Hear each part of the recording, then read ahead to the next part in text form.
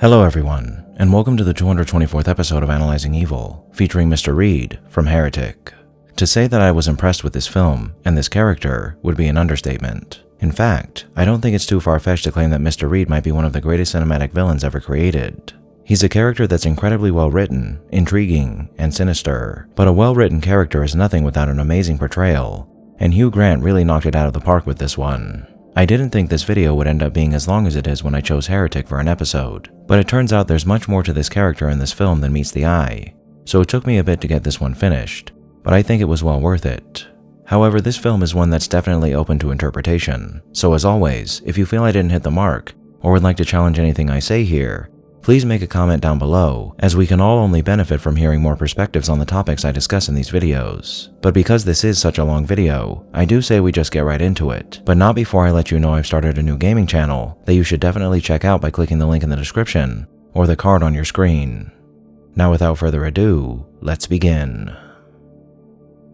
One of the greatest questions this film leaves unanswered is one that will be at the center of this analysis. Why does the villain of this story, Mr. Reed, do what he does? Well, to call this question unanswered might seem strange, as there does seem to be a simple answer to it, that being so he can prove his hypothesis that the one true religion of this world is control. But in assuming this to be the answer, we arrive at another equally important question that is definitely left unanswered. How did he come to this conclusion? Well, to really get a handle on the why and how of our dear heretic Mr. Reed, we need to jump around quite a lot. As a starting point, let's establish a general overview of Mr. Reed's actions and goals in this story. Broadly speaking, Mr. Reed is a man who has created a hellish home where he plays sick mind games with people so he can control and imprison them to prove his point that the only true religion in this world is control, and its most ardent followers are men like Mr. Reed, people who have the ability to exert control over others. A fact that he seeks to reveal to his victims so he may spread the dire truth that he believes is the force that underpins every aspect of our existence and proves his views to be correct in the process. Now obviously religion plays heavily into Mr. Reed's motivations here, and it seems to be the subject that he's dedicated much of his life to studying, as we'll soon discuss. But something that's just as much or perhaps an even greater motivator for his actions in this story are his chosen victims, as it's not just people in general that he targets, but women in particular.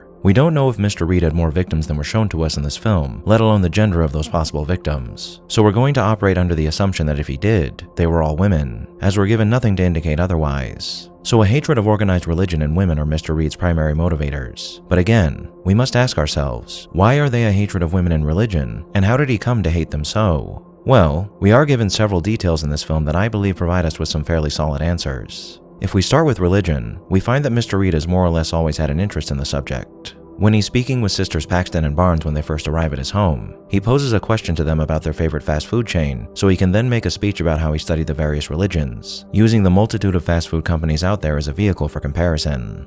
After the girls decide on Wendy's, Mr. Reed states the following: "When I started studying theology, the last thing I wanted to do was find the Wendy's of religions. I was writing a research paper for a college class, so I was content with dabbling. McNuggets here, BK Whopper there, whatever fit the mood. As I got closer to God, through genre and rigorous study, as I worked on my personal relationship with Heavenly Father, and I think strengthened it, do you know what I found? The more you know, the less you know. By the time I was 50, I was malnourished from the fast food of religion I'd been packing into my brain for the best part of a decade. Every sect, cult, creed, denomination, all claimed to be the one true doctrine, yet none seemed true when held under the microscope. So I wondered what else was out there. I promise you, the last thing I wanted to do was find the one true religion, but unfortunately, I did." As I said earlier, that one true religion that Mr. Reed ended up finding was control. And while we have plenty to talk about in regard to this religion of his, we actually need to veer off course a bit and delve into his hatred of women before we continue any further with religion. So as he stated, it would seem his fascination with religion began in college. However, it would appear that it wasn't until he was in his 40s that he began to study it with more fervor. By the time I was 50, I was malnourished from the fast food of religion I'd been packing into my brain for the best part of a decade.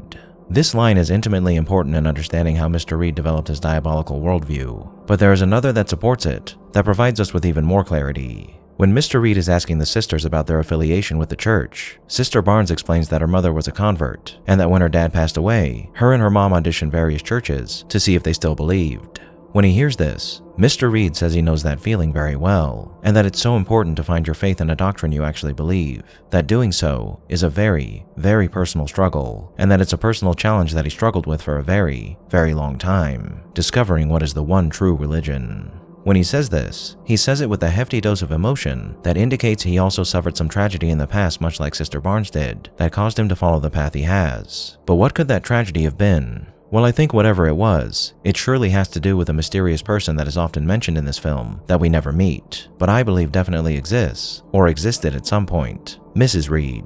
As most of you will be aware, Mr. Reed uses a fabricated wife to lure the sisters into his home and comfort them, as Mormon missionaries like them aren't allowed to enter a man's home unless there's a woman present with them at all times. Now, in films like these, when a villain like Mr. Reed uses a specific mechanism to facilitate their crimes, in this case, a wife they mention who's never actually there, there's always two possibilities. The most obvious is that, just as their frequent lies in other areas would suggest, they never actually had a wife, and they only made her up so they could better lure in their chosen prey. The second option, though, leaves us with far more to work with when dissecting a character like Mr. Reed. That being that he really did have a wife at some point, but she's since left him either because she's passed away, or because she just actually left him. Now, we don't know for sure whether or not Mr. Reed actually had a wife, and will likely never know. There are a couple of physical indicators present in this story that could have been meant to point us towards this conclusion, like the fact that Mr. Reed wears a wedding ring, or that he has things like a knitting of the classic phrase "bless this mess" hung up in his home. But those could just be props he purchased or made to make his charade more believable, as the scant few physical objects in his home that might point towards the idea that he had a wife at some point aren't really too pertinent given how much deception underpins his actions in this story. But that's okay, because what Mr. Reed says and does provides us with more than enough to go off of,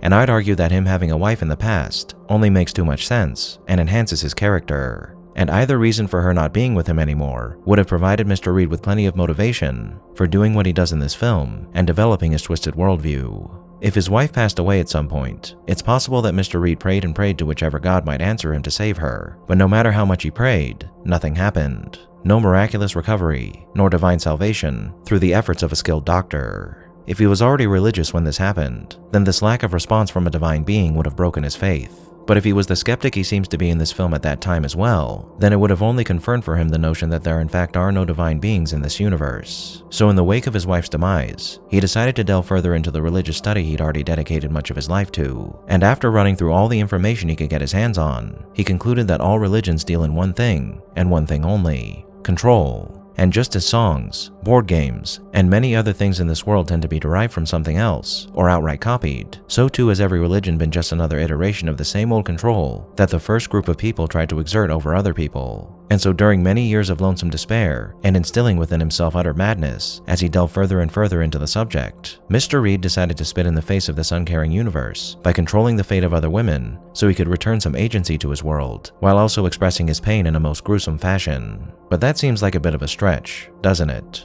It is still possible, given that Mr. Reed's admission that he resonates with Sister Barnes' pain is stated after she explains it was a death in her family that caused her to search for religion. And it would make sense that the death of his wife is what pushed him over the edge. And at the end of this film, we see Mr. Reed cuddling up to the dying Sister Paxton as she recites a prayer for both of them, which could have been meant to be seen as him symbolically rushing to the comforting embrace of a wife he no longer has in his final moments, who much resembled Sister Paxton, especially when you consider he hesitates to kill her for a moment. However, both of these examples don't necessarily require the death of his wife to have occurred for them to be present in this story, which will become more apparent as we discuss what I believe to be the true reason why Mr. Reed's wife is no longer present in his life, because she left him, or attempted to leave him. As this seems like it makes more sense than him losing her through illness, accident, or crime when we take into consideration everything we're exposed to in this story.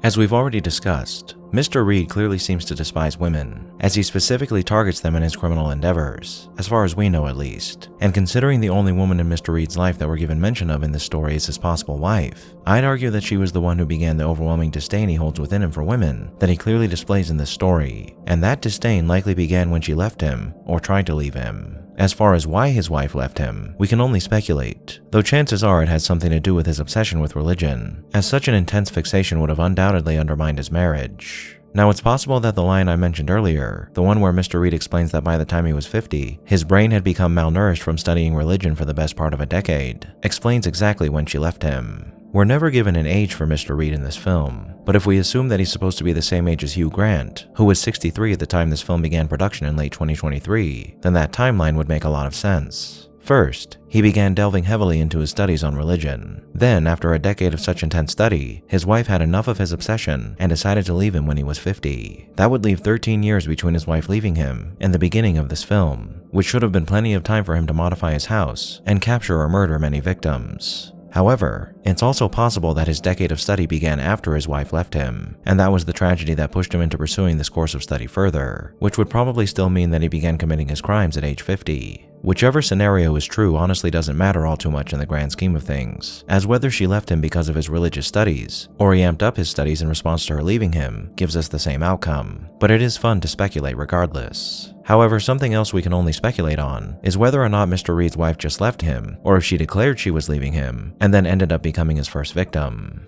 While either scenario is possible, I'd err more towards the idea that she just left. As though Mr. Reed is in the control and killing business, he's in the business of killing strangers, not people close to him. And if his wife were his first victim, that would have brought a whole bunch of heat down on him that probably wouldn't have allowed him to continue doing what he's doing in this story, with the only possible way he could have gotten away with killing his wife without anyone questioning him about her disappearance being if she had no one close to her to wonder about her whereabouts when she went missing, which is highly unlikely. Whether or not she was his first victim, the result is the same. Mr. Reed's wife left him, and in an attempt to gain control over her, or his life in general, he chose to either control her in the way he controls the other women we see in this film, before eventually killing her, or perhaps still holding her hostage as one of the prisoners we do see in this story. Or, he chose to do the same thing to another random woman, likely a missionary, or other person involved in their church like Sisters Paxton and Barnes, which would have allowed him to take his frustrations out on both women and the religions he's grown to so despise. And credit to the vile wife for pointing this out to me. There is a third possibility when it comes to understanding why Mr. Reed hates women, and it's not because he once had a wife whom he lost, but because he has always desperately wanted a wife, but was never able to form a meaningful relationship with a woman, and is thus taking out his frustrations on women because of it.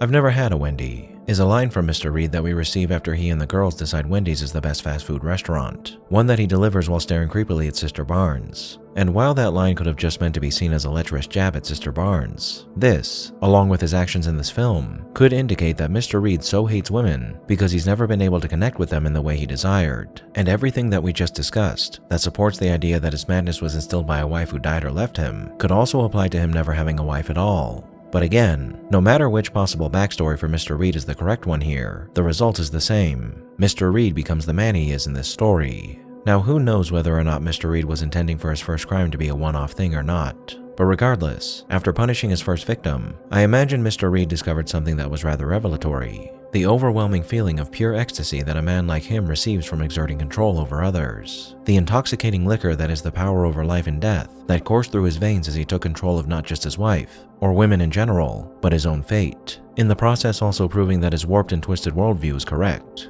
Things that once experienced must inevitably be experienced again. For just like an addict, nothing comes close to giving you the pleasure you feel from the rush of endorphins your chosen poison elicits within you. Not only does Mr. Reed get to toy with the minds of his victims and break them down into shadows of their former selves, but he gets to keep women around who are abused and beaten to the point that they have no choice but to acquiesce to every whim of their captor. A depraved harem of wives that will never say no and will never leave.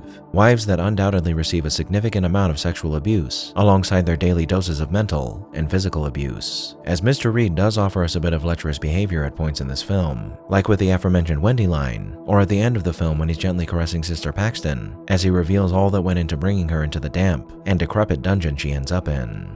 So I think we have a pretty good theory going as to why Mr. Reed specifically targets women. But in fleshing out this theory, we veered off course from our discussion about his religious philosophy, so let's circle back to it now. As we've already partially covered, Mr. Reed's religious philosophy is one that he's personally concocted after studying all religions for a good majority of his life, and after doing so, he came to the following conclusion.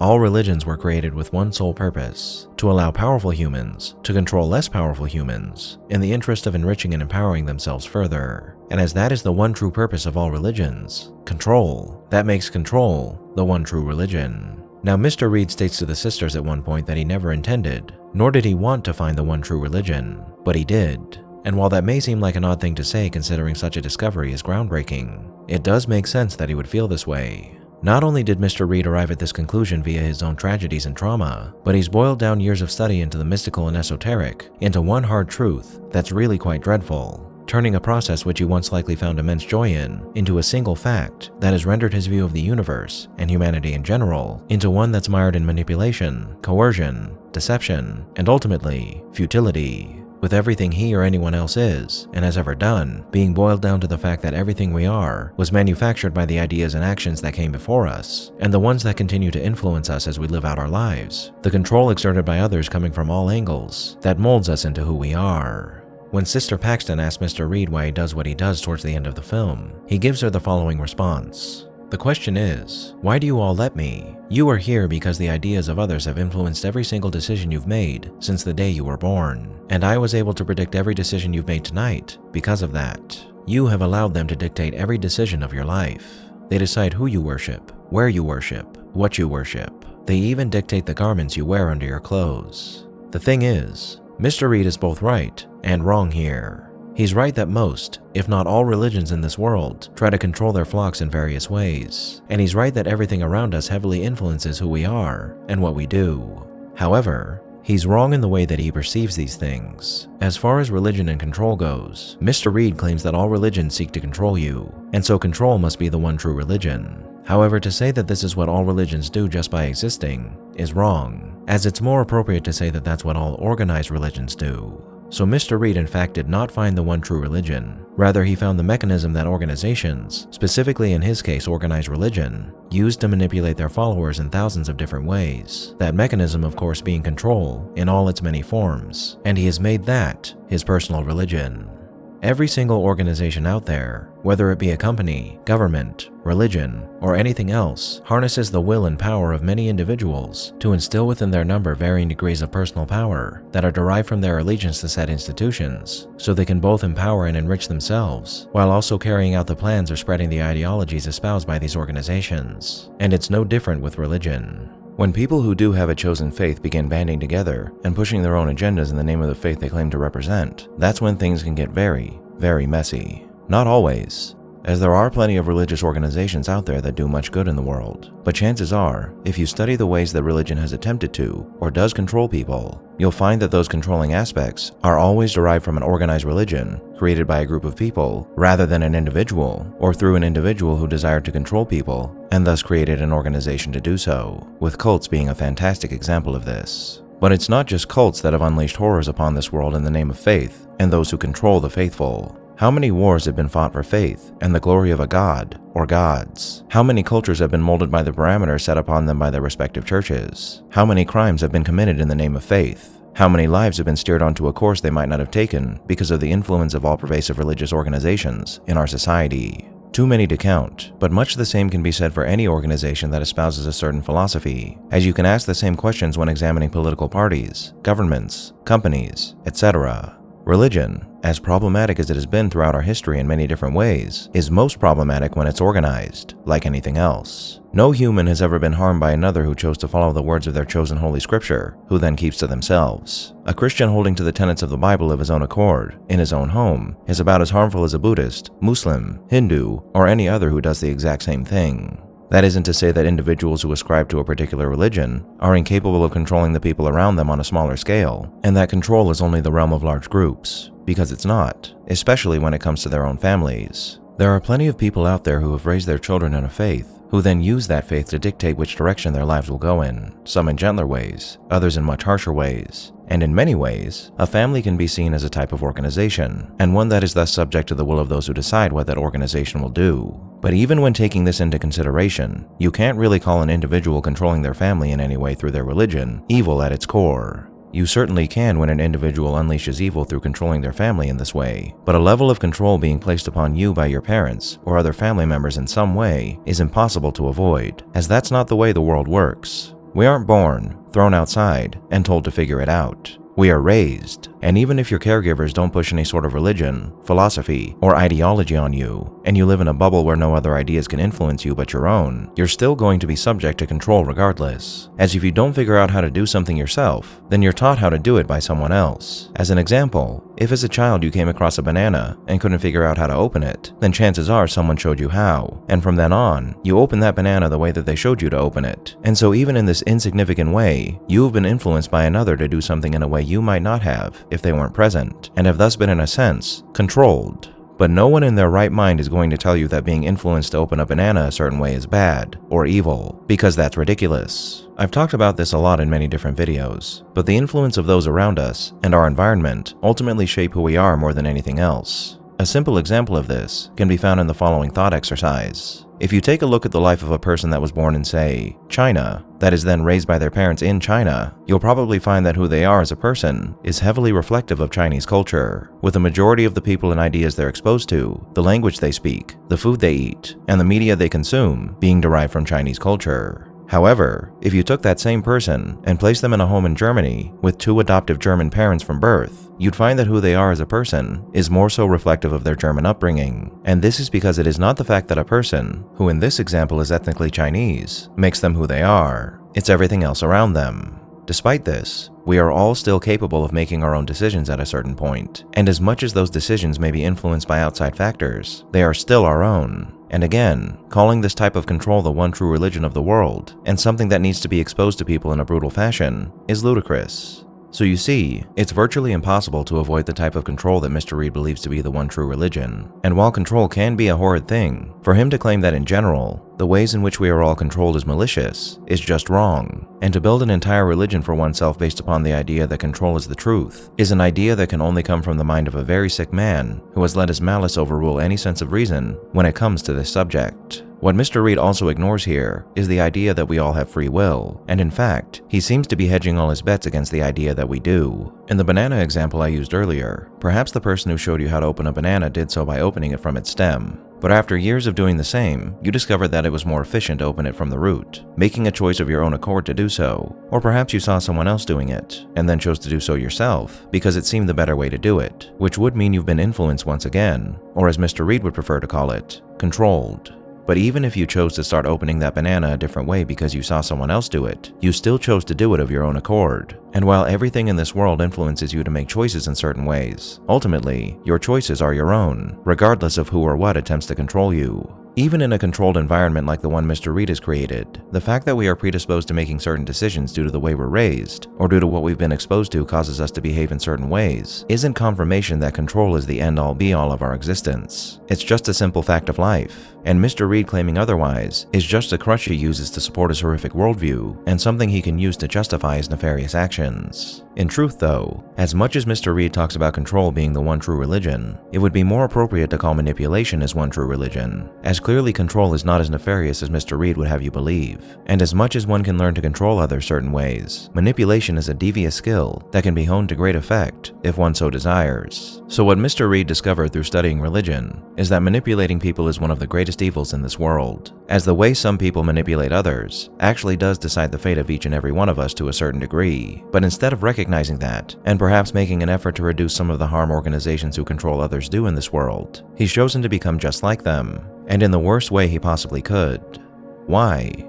Well, because Mr. Reed is a self-righteous, hypocritical prick who believes that he, in all his wisdom and grace, has somehow uncovered a divine truth, a revelation that caused him much despair that he then chose to instill within others, reveling in lifting his chosen wool from people's eyes, so he might punish the women who have caused him so much pain over the course of his life, and so he can consistently prove to himself and his chosen victims that he is oh so right, and they are but sheep who have been led into his clutches by a world that seeks to wear them down to tiny little nubs. If revelation by God is filtered through man, and man is flawed, and man sins, and man lies, then how do we know any of it's true? A question Mr. Reed poses to Sister Paxton that gets the following answer in return. We know it's true because of how it makes us feel, to which Mr. Reed says that's right. It's our personal relationship with God that matters. Well, Mr. Reed has made his personal relationship with God into a relationship with himself. I will show you God, for I will become your God. That is the mindset of a man like Mr. Reed. And after examining the how and why of what he does, when we look at his person and actions in this story, we find ourselves with what I believe to be one of the most compelling villains in all of cinematic history. A big part of the reason why this is because of his appearance and personality. Throughout this entire film, Mr. Reed's personality is consistent. Yes, he gets more holier than thou as he tries to educate the sisters about religion, and his odd inherent or intentional quirks shine through at points as well. But on the whole, Mr. Reed, despite the nature of his actions, is quite the pleasant-seeming man. Well-groomed, well-dressed, and friendly. His character is very reminiscent of that quirky teacher or professor you had during your school days, who always ends up being everybody's favorite. One who has an even-tempered and gentle demeanor, who's as fun-loving as he is kind. And that's exactly why it's so unnerving when he acts out. What makes his actions all the more unsettling, though, is the fact that everything he says and does is the result of what we can only assume to be his meticulous studies into the human psyche. As though I'm not too happy about commending a man with such a diabolical ego, Mr. Reed is extremely intelligent and well-educated, which is evident by the complex nature of his plans and the way he's able to manipulate his chosen victims, which is when the cracks in his personality are most prominent. Now, I'd like to delve into these cracks extensively, but one thing that I think is pertinent to discuss before I do so is something that's referenced in this story only once, but could have been included here to point us towards drawing comparisons between the two, and that's the Divine Comedy, specifically the first portion of it that most people are familiar with, Inferno. As when Sister Paxton stabs Mr. Reed at the end of the film and manages to escape into his office, we find a diagram of the 9 circles of hell hanging over his fireplace, which I believe is meant to indicate to us that this film and the Divine Comedy are connected in some way. However, as much as the connections I've made here seem pretty spot on, at least as far as I can tell, some are a bit shaky or even non-existent at points, and because of that, I debated for a while on whether or not I should include what we're about to discuss in this video at all. However, I figured if I couldn't connect the dots between the two in the way they were intended to be connected, someone else might be able to, like you for example. So if you have a better way of connecting the Divine Comedy to the events of this film than I do, please leave a comment down below, or if you think that there isn't a connection at all, please do the same.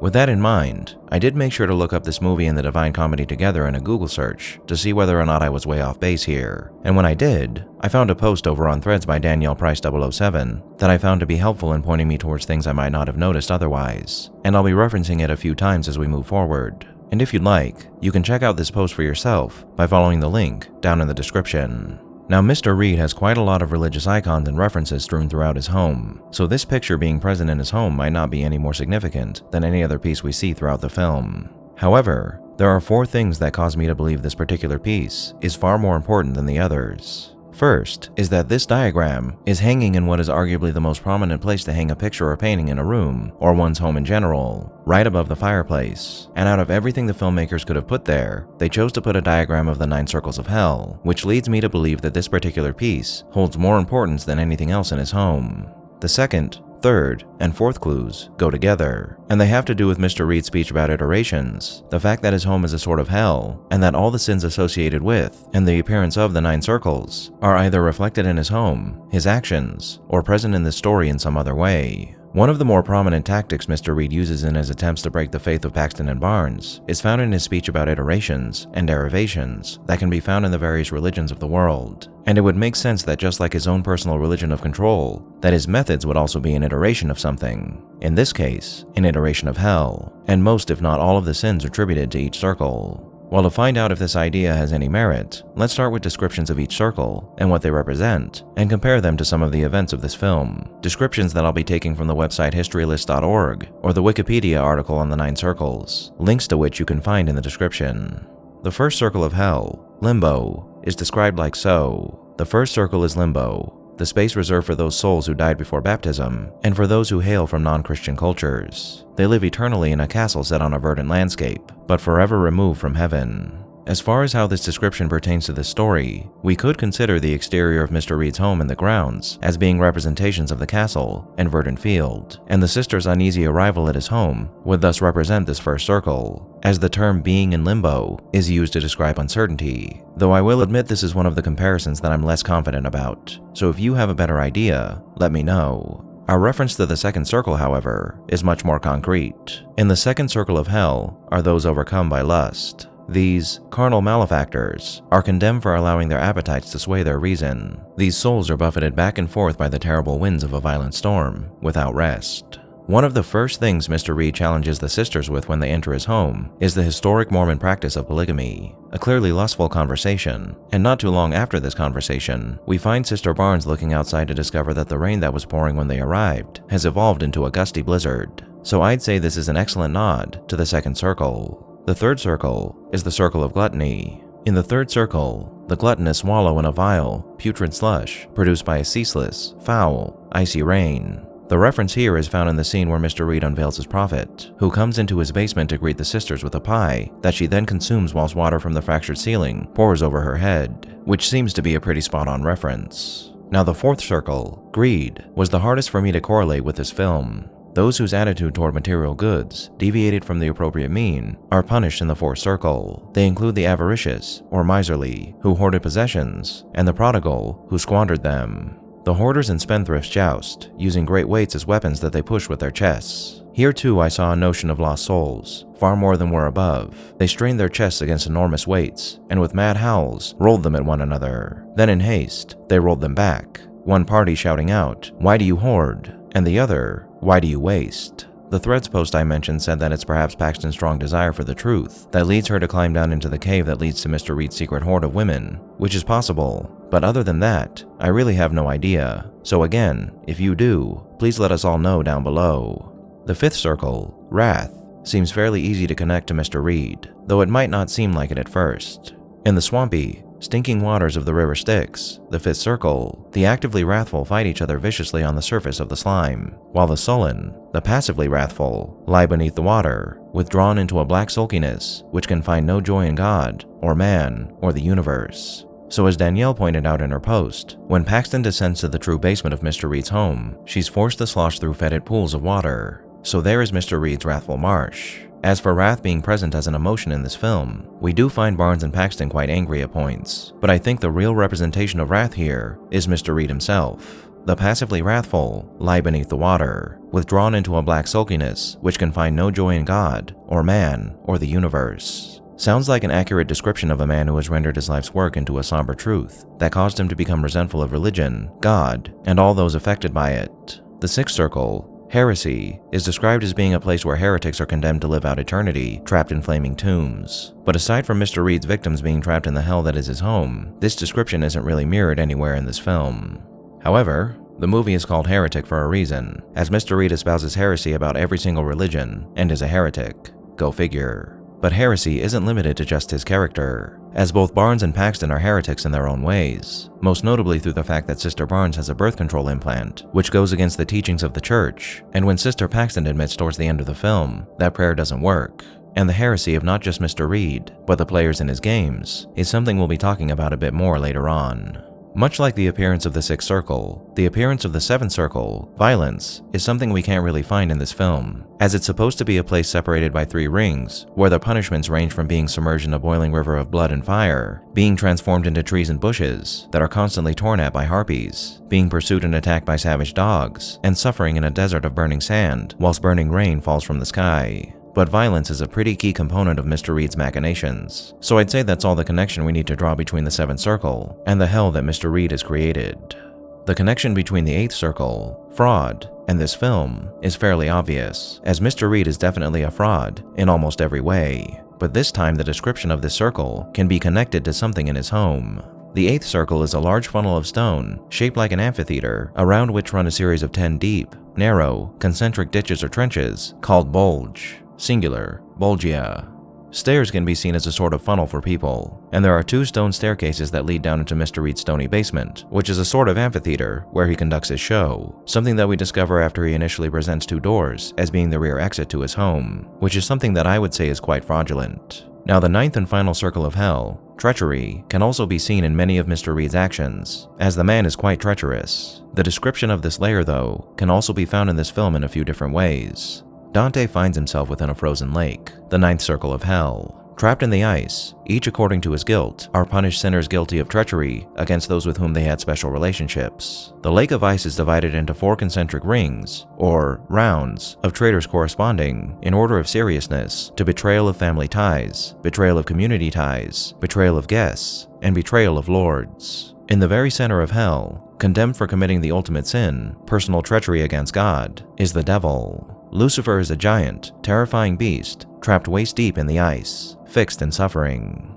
Now, if we make our comparisons here, we find that Mr. Reed's home, while rather inviting on the surface, is cold, damp, and dreary at its core, just like this final circle. And it so happens that the outside of his home ends up being much the same, as the weather outside becomes increasingly colder and icier as the film progresses. But finally, we have the notion that Mr. Reed is the devil of this hell that he's created.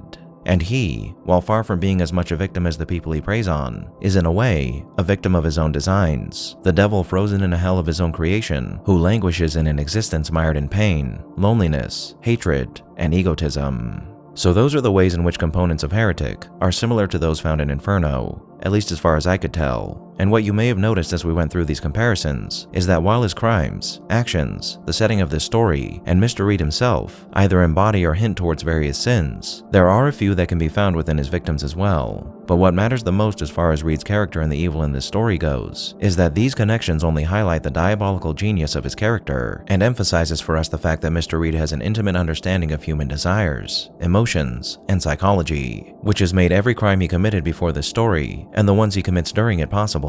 Something that's reflected in the fact that Mr. Reed even times each stage of his game, so he might better understand how to tweak it in the future, as we see when he's making a list of times, whilst he plays with a diorama he made of his home. Everything about the game Mr. Reed plays has been meticulously crafted to ensure that it goes in his favor every time, from the layout of his home to the icons and baubles throughout that are meant to instill fear and doubt within his victims. But none of these things are nearly as important as the mind games he so effectively plays with his prey, which, as I mentioned before we started talking about the 9 circles, is where the cracks in his otherwise magnanimous personality begin to show. Now, most of his actions can be connected to concepts found in Inferno, but one of the ways in which Mr. Reed's actions aren't can be seen in the way he prods at his victim's psyche by targeting their vulnerabilities, like the way he demeans Sister Barnes and her trauma by intentionally mishearing her say her father died of Lou Gehrig's disease and laughing as he says, "blueberry disease." Well, that's wonderful. Who wouldn't want that, as a way to tear into the sensitive issues that plague a person's mind and unnerve them ever further? A solemn reminder that our vulnerabilities, well, make us vulnerable, and they can be easily exploited by people who know how to shatter our buttons. We've already talked about his lecherous comments a bit, but his use of lustful topics to instill unease within his pious female victims when they first enter his home is the perfect prelude to the horrors to come, giving his victims just enough to start questioning him, their surroundings, and themselves, as words coming from a man that you can't help but think would never say such things, even when faced with the poison that flows from his lips nearly every second, is as jarring as it is expected. While each of the other sins that define the 9 circles of hell are present in many ways in this film, as we've already discussed, it's really wrath, heresy, violence, fraud, and treachery that are the primary tools Mr. Reed uses to mold the psyches of his victims to his will. The passionate speeches about the various ways religion has been copied and designed to control our every move are intentionally dishonest methods Mr. Reed uses to sow doubt in the minds of his victims, concepts and ideas that to a layman would cause them to question their beliefs and thus push them further along his game board. But even with someone sharper like Sister Barnes, who is capable of offering rebuttals to his many claims, seemingly throwing a wrench in his plans, failure to instill doubt within a victim doesn't prevent Mr. Reed from winning his game, as all he needs to do is continue pushing them subtly, or not so subtly, in the direction he wants them to go in, as chances are, because of our natures, we will more often than not make choices based on his suggestions. Dramatic or shocking action like shoving off all the material he placed on his altar to build up more fear in his victims, or playing with the nearly dead body of a woman whose throat he just slashed, only drives the minds of his victims further into frenzy, a state of mind that invites irrational thinking and desperation that also only pushes the people he targets into following his commands in the hopes that they may escape his clutches. The mind games continue ever further once he introduces his prophet and begins trying to deceive the sisters with simulation theory after he's forced to improvise. But even then, his improvisation is so convincing that he nearly succeeds in accomplishing his most diabolical scheme yet, convincing the sisters to let him kill them so they too might be resurrected like his prophet was. All this leads to a climax filled with despair and hopelessness as his victims come to understand that who they are and what they may have been now belongs to Mr. Reed, the god of control who predicted every choice his victims made, a man so sick in the head that he's exorbitantly satisfied knowing that every woman in that room all chose to be where they are. Something quite interesting to note though is that even though you'd assume Mr. Reed always wants his victims to end up in a cage, it's very possible that he actually wants the exact opposite. I assure you, The last thing I wanted to do was find the one true religion, something Mr. Reed says to the sisters that, as we discussed a while back, is likely a nod to the fact that discovering his so-called truth took much of the magic out of his life. But perhaps there's another reason he says this. When the sisters finally decide to open one of the doors Mr. Reed offers them, there's a moment where he looks almost sad that they've decided to try one of the doors. And maybe the reason he does is because a part of the madness plaguing Mr. Reed's mind is the notion that with each victim he lures into his home, he's hoping that one of them will refuse to be controlled. A person who could perhaps prove to him that the world isn't the way he thinks it is, and that he really didn't find the one true religion that he never wanted to find. There are 3 points in Mr. Reed's game where his victims could potentially save themselves from suffering through his plot any further. Obviously, the first is before they choose to enter his home at all, but the second is before they follow him into his chapel, and the third is before they choose to open one of the doors in the chapel.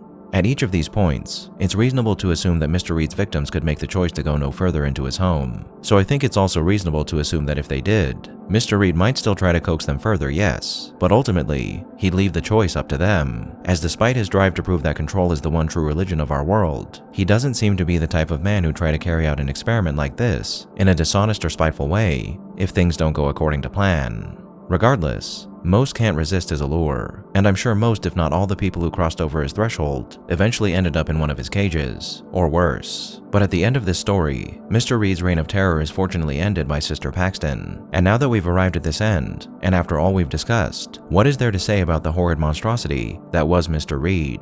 He was a man who held a deep sense of hatred for the two things he either dedicated his life to, or the two things that always eluded him: women and the secrets of religion. In studying his chosen subject intensely, and experiencing the trauma associated with either the loss of his wife or the lack of one, Mr. Reed arrived at a truth so ugly and so horrendous that it completely broke him, transforming him from a man who wished to study further the mystical aspects of our universe into one hell-bent on proving to the world that he had discovered everything in life is a game controlled by players in the highest of positions, and in order to prove to himself and the world that everything about it is but one big cosmic joke, he chose to inflict unimaginable physical and psychological torment on innocent women so he might regain some of the happiness he once had in life. When it comes down to it, everything about Mr. Reed is wrong. He's mad, egotistical, merciless, and cruel, and he's a man who deserves nothing more than to be cast from the hell of his own making down into the icy depths of the ninth circle he so tried to emulate. But even a broken clock is right twice a day, and unfortunately, as we discussed a bit earlier, Mr. Reed's conclusion about control isn't entirely wrong. Mr. Reed puts forth the notion that not only are your beliefs simply the creations of others that were designed to control you and make you into something manufactured as well, but that you are an amalgamation of everything you've been taught that has ensured whoever you might have been, were you not influenced or controlled, has long since been buried, and that you are now susceptible in thousands of ways to being controlled even more tightly by those with the means to do so. That's quite the harrowing thought, as to think that we, or any idea we've ever had, is destined to be corrupted due to the controlling aspects of our society is horrifying, as that essentially renders us cogs in a machine who are doomed to suffer untold amounts of harm to our minds and bodies at the hands of those who hold the reins of power. And it's true. As long as ideas and beliefs have existed, there have been people who take advantage of them to enrich and empower themselves, something that still continues to this day and will likely continue well into the future. Despite this dark truth, that doesn't mean that ideas and beliefs are poisons that only exist to harm and control us. Far from it, in fact, as believing in something is one of the most beautiful things about sapient existence. Think about it. If we didn't allow people to think and then express those ideas to other people because we're afraid that those ideas might influence us in negative ways or allow evildoers to control others, then what would we be? Nothing. Nothing at all.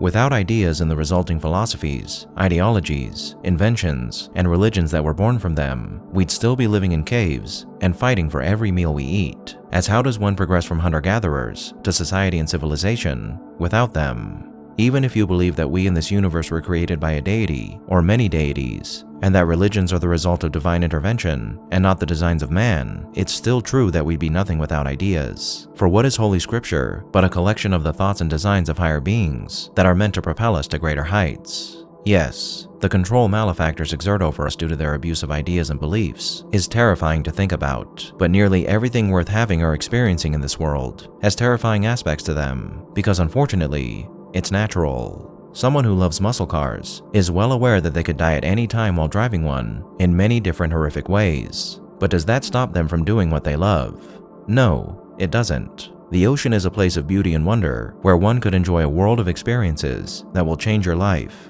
And the ocean is also filled with dangers unending. But does that stop a diver from pursuing their passion, or a marine biologist studying the subject they love?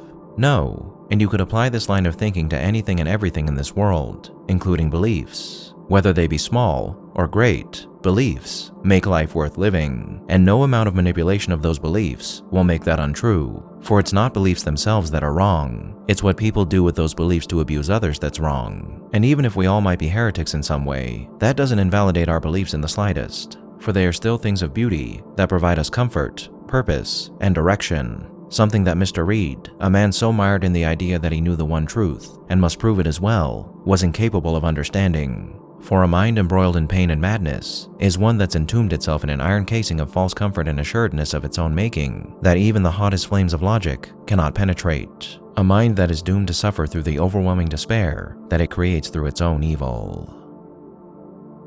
Thank you all for tuning in to this episode of Analyzing Evil, and I hope you've enjoyed. What are your thoughts on Mr. Reed and Heretic? Did I miss anything? Let me know down below, and leave a suggestion for a villain you'd like to see featured while you're at it. If you like this video, hit that thumbs up button, and make sure to subscribe if you haven't already. A big thank you to all of my subscribers, my patrons, my members, anyone who's decided to honor me with a super thank, and especially Elijah Kai, our Dark Lord channel member, and a most vile thank you to those whose names you're seeing on screen now.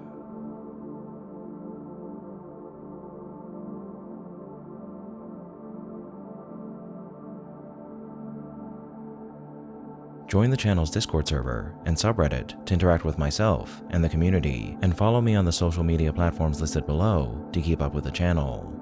As always, thanks for watching, and I'll be seeing you soon.